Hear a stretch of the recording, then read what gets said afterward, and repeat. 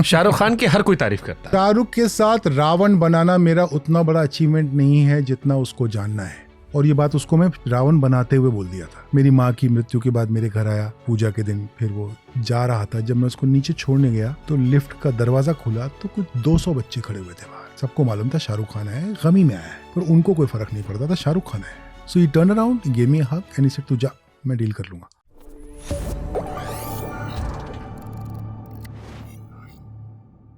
फिर शाहरुख खान का नाम लिया भाई। शाहरुख खान की हर कोई तारीफ करता है और मैंने आपके मुंह से भी कई बार तारीफ शाहरुख खान की सुनी है। आपने इसी पॉडकास्ट में बताया कि दरवाजा खोलना या छोड़ दिया आना किसी को गेट तक। शाहरुख के साथ रावण बनाना मेरा उतना बड़ा अचीवमेंट नहीं है जितना उसको जानना है। और ये बात उसको मैं रावण बनाते हुए बोल दिया था। अब जैसे कॉमन इंसान होता है, मैं शाहरुख खान से नहीं मिला हूं, मिले ही नहीं हो, मैं नहीं मिला हूं शाहरुख खान गलत से। बात है। तो मैंने शाहरुख खान वाली इतनी बातें सुनी है और मैं अब हर चीज में मुझे द्वेष नजर आता है। क्योंकि एक तो जर्नलिस्ट कि मैं ही नहीं मिला, कि नहीं, मैं जर्नलिस्ट हूं तो मुझे लगता है कोई चीज बहुत अच्छी बात की जा रही है तो it can be part of very great PR also. ऐसा मुझे अब हर चीज में द्वेष लगता है कि कोई चीज जो बहुत दिख रही है, बिकॉज जो मिलकर आ रहा है। विनीत सिंह अभी आए थे, जो आता है कहता है शाहरुख खान जानते नहीं थे मुझे, मैं बैठा आधे घंटे बात की, 40 मिनट बात की, अननोन होकर भी गेट तक छोड़ने गए। And everybody is talking same thing about Shahrukh Khan continuously, हर पॉडकास्ट, हर दुनिया, हर इंटरव्यू। तो अच्छे में विश्वास करना शुरू कर दो ना। अच्छे में विश्वास कि मैं तुम्हें एक थर्ड पार्टी स्टोरी सुनाता हूं। हाँ, सुनो, इसके बाद तुम्हें विश्वास हो जाना चाहिए। मैंने नया ये तय हुआ था कि हम रावण बनाते हैं। शाहरुख ने मुझे किसी वजह से LA बुलाया हुआ था। Shahrukh my name is Khan shoot कर रहा था UCLA में। तो मैं शॉट पे खड़ा हुआ था, शॉट वर्ड देख रहा था। फिर बहुत सारे हिंदुस्तानी बच्चे 200-150 इकट्ठे हो गए थे। शाहरुख खान। तो पैकअप होने वाला था। उसके बाद मुझे और शाहरुख को साथ में ड्राइव करके कहीं जाना था। तो पैकअप हुआ। फिर शाहरुख खान अपने दोस्तों से मिले, उन लोगों से फैन से मिलने गए। तो मैं खड़ा रहा, फिर मैं देखता रहा, फिर मैं बोर होने लगा। फिर मैं चला गया शाहरुख की वैन में कि अब जब आएगा तो आएगा, मैं क्या देखूं। तो आया शाहरुख करीब 1.25 घंटे बाद। तो मैंने कहा, Shahrukh, you have tremendous amount of patience man.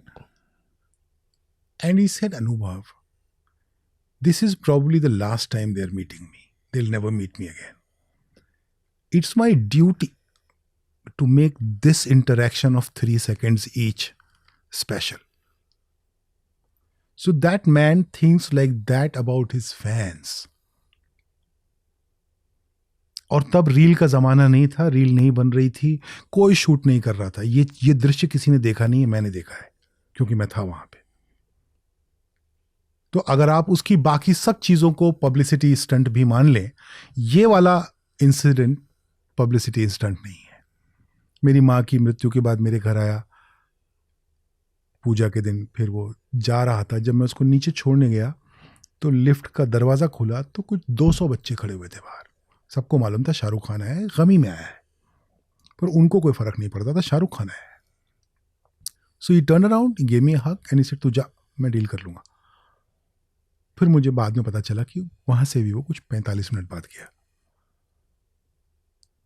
No, this is a genuinely nice man, accept it. No, so many people have told you. मतलब मैंने क्योंकि मैं नेताओं में डील करता हूँ ना, तो जो चीज अच्छी दिखती है तो मुझे उसमें संदेह दिखता है। तो क्या है कि वो जो आदमी ने 4 कौड़ी के बदले लॉलीपॉप दे दिया था, वो किसी वजह से दिया था।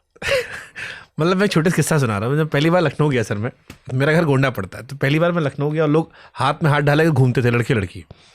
तो मेरी मानसिकता थी लड़के लड़की अगर लखनऊ में मैं लड़के लड़की, अच्छा, तो मैं हजरतगंज में रहता था। हाँ। पीछे, हजरतगंज के पीछे ही। तो शाम को हम गंजिंग करने ऐसे ही आके बैठे थे खाली बकैती करने के लिए, या चलो वॉक करके आते हैं हनुमान मंदिर दर्शन करके।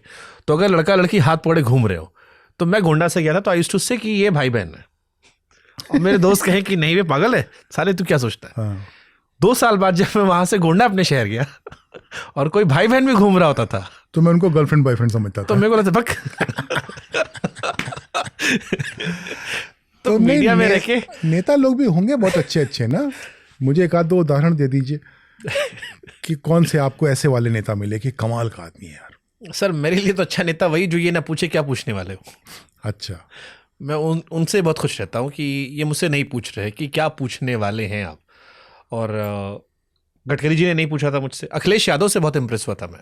he has got a great sense of humor. हाँ, I vaguely met him once, इतना बातचीत नहीं, but on TV I see he has is he that humorous? He is a nice human being. अगर आप अच्छा। इंसान अच्छे बात कर रहे हो तो उसमें मुझे अखिलेश जी अच्छे लगे। उसका रीज़न छोटा सा किस्सा सुनाता हूँ मैं। ही आस्क मी कि मुझे अभी भी याद है कि हमारा इंटरव्यू खत्म हुआ तो उन्होंने मुझसे पूछा कि क्या यूपी को लेकर आपका थॉट प्रोसेस है, क्या नज़रिया, ऐसा ऐसा सा अपनी पार्टी को लेकर उन्होंने बात की। काफ़ी देर हमारी बातचीत हुई तो उन्होंने पूछा कि किसको वोट देते हो आप।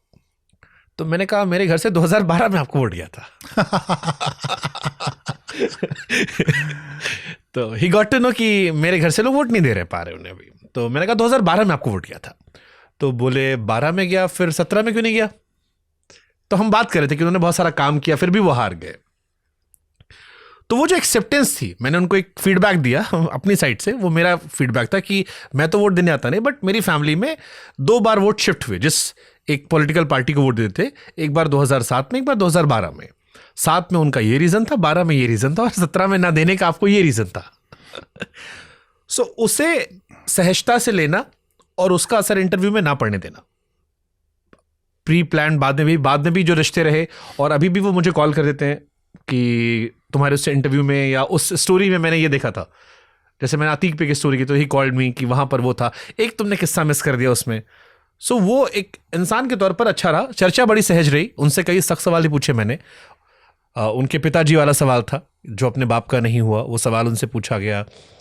टोटी चोर को लेकर सवाल था, उस पर उनकी मैंने राय समझने की कोशिश की और उन्होंने उसको विस्तार समझाया। तो मेरे लिए अच्छे नेता वही हैं जो इंटरव्यू में काटने छाटने को ना बोले।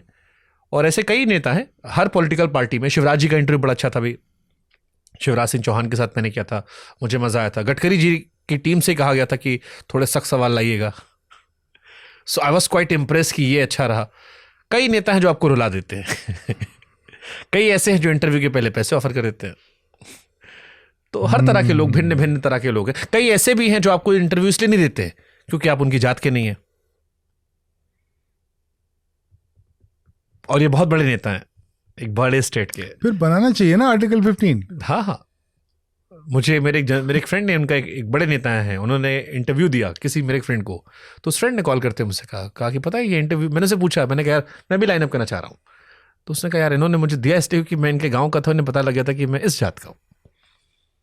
सो ये अभी बहुत है, अभी अपना एंकर अपना ये तो ठीक है, वो भी एक दुनिया है।